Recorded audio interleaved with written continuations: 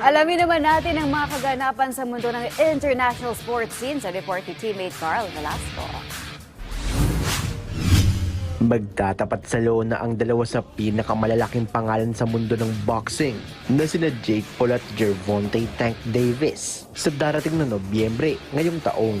Iyan ang kinumpirma ng dalawang panig sa ESPN nitong nakaraang Huwebes kung saan napili ang most valuable promotions ng dating YouTube star bilang official promoter ng laban. Matagal-tagal ng usapan ng pagharap ng dalawa ng panandali ang naantala dahil sa WBA lightweight title defense ni Tank Davis kontra kay Lamont Roach Jr. nitong nakaraang Marso. Kasalukuyang may professional record na 12 wins at 1 loss ang tubong Cleveland, Ohio kung saan 7 rito ay via knockout. Undefeated naman ang Maryland native na may hawak na 30 wins and 1 draw kung saan 28 rito ay galing sa knockout. Sa ngayon, hindi pa tukoy ang contracted weight at number of rounds ng nasabing laban na magaganap sa State Farm Arena sa Atlanta, Georgia sa Amerika.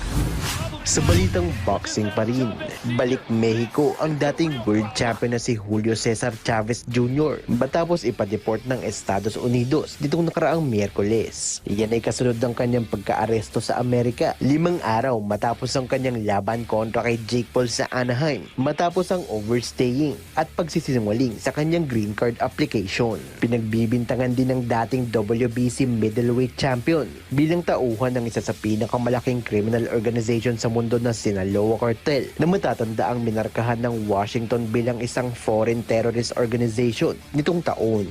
Samantala, kasalukuyang nakakulong ang boksingero sa isang federal institution sa Hermosillo sa estado ng Sonora kung saan mananatili ito habang nakabinbin ng kaso sa husgado. Sa ngayon, patuloy ang pagkondena ng panig ng Mexican star sa inaakusang cartel connections.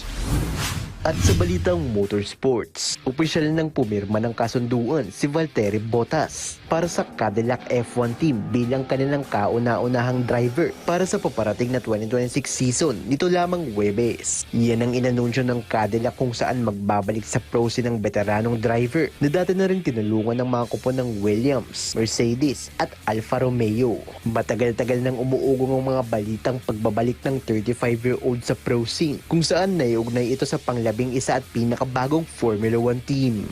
Tinulungan ng Finnish national ang Brackley-based squad na Mercedes mula 2017 hanggang 2021 kung saan nakapagtala ito ng 10 Grand Prix win, 2 pole positions at 58 podiums sa kanyang 4-year stint. Carl Velasco para sa Pambansang TV sa Bagong Pilipinas.